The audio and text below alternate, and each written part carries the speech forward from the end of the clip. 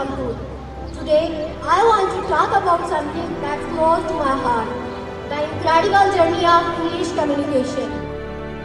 It's all about the approach and the environment you are immersing yourself, practicing regularly, and having the right guidance can make all the difference. Their belief in me has been a huge motivation, and I can't thank them enough for all they have done. उस कौम को शमशीर की हाजत नहीं रहती, वो जिसके जवानों की खुदी सूरतें होगा.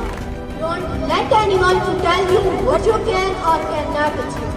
Believe in yourself. Life will be hard, there will be turmoil, there will be trials, but you work hard and always strive for excellence. The journey of learning English is a beautiful one, filled with ups and downs, but remember, every challenge you face is an opportunity to grow.